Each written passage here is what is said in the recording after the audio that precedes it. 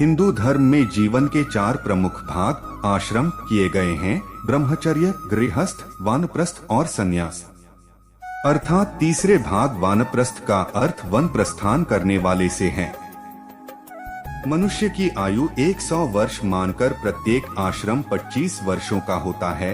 ब्रह्मचर्य आश्रम जन्म से 25 वर्ष तक शैक्षणिक उपलब्धियां एवं बौद्धिक विकास हेतु। गृहस्थ आश्रम 25 से 50 वर्ष तक सामाजिक विकास हेतु, धर्म, अर्थ, काम की प्राप्ति हेतु। 3 वानप्रस्थ आश्रम 50 से 75 वर्ष तक आध्यात्मिक उत्कर्ष हेतु। 4 संन्यास आश्रम 75 से 100 वर्ष तक मोक्ष प्राप्त करना। वानप्रस्थ आश्रम के नियम क्या है? मनु के अनुसार वानप्रस्थी सर्वदा वेदाध्ययन में लगा रहे, ठंडा गर्म सुख दुख है, मान अपमान आदि को सहन करे, सबसे मित्र भाव रखे, मन को वश में रखे, दानशील बने, दान न ले और समस्त जीवों पर दया करे। इन नियमों का अनुसरण करते हुए व्यक्ति वानप्रस्थ का जीवन 75 वर्ष की अवस्था तक व्यतीत करता। वर्णाश्रम से आप क्या समझते हैं? अर्थ वर्णाश्रम का अर्थ है वर्ण प्लस आश्रम, अर्थात वह वर्ण, रंग, व्यक्तित्व जो स्वभाव द्वारा अपने आप, आश्रम या बिना श्रम के बन जाए। अर्थ वर्णाश्रम का अर्थ है वर्ण प्लस आश्रम, अर्थात वह वर्ण, रंग, व्यक्तित्व जो स्वभाव द्वारा अपने आप, आश्रम या बिना श्रम के बन जाए। पहला ब्रह्मचर्य आश्रम, दूसरा गृहस्थ आश्रम, तीसरा संन्यास आश्रम और चौथा वानप्रस्थ आश्रम। इनमें सबसे श्रेष्ठ गृहस्थ आश्रम को बताया गया है क्योंकि गृहस्थ के ऊपर बहुत बड़ी जिम्मेदारी होती है। वानप्रस्थ चरण अंततः संन्यास में परिवर्तित हो गया, जो आध्यात्मिक प्रश्नों के प्रति पूर्ण त्याग और समर्पण का चरण था। वैदिक आश्रम प्रणाली के अनुसार वानप्रस्थ 50 से 74 वर्ष की आयु के बीच रहता था। व्यक्तिगत संस्कार के लिए उसके जीवन का विभाजन 4 आश्रमों में किया गया था। ये 4 आश्रम थे: 1 ब्रह्मचर्य, 2 गृहस्थ, 3 वानप्रस्थ और 4 संन्यास।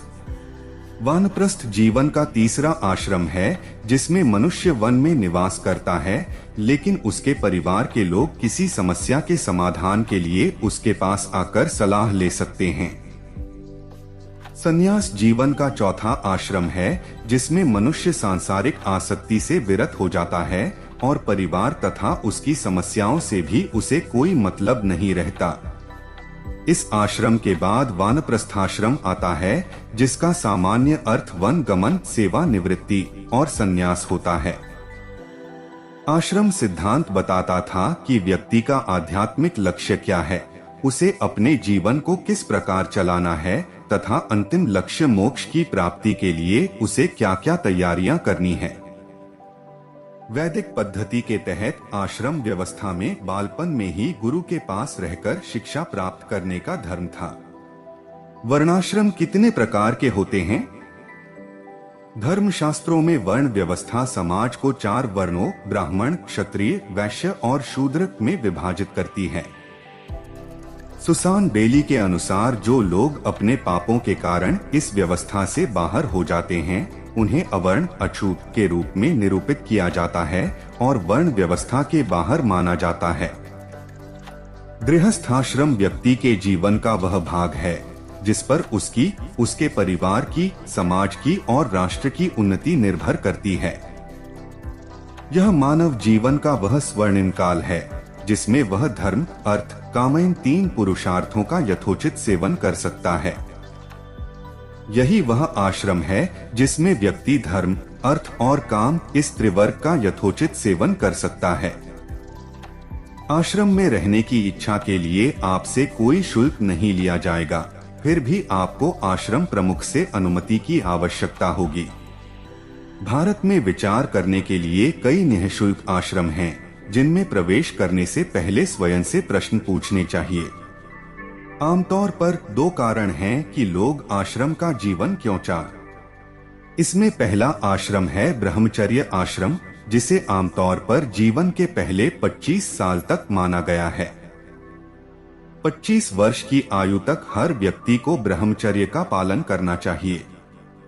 सदा गृहस्थ में ही रहकर भोग भोगना मनुष्यता नहीं है।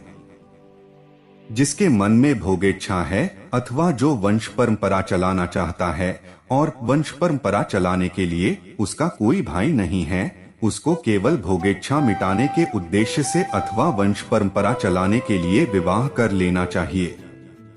वर्णाश्रम धर्म का उद्देश्य क्या है?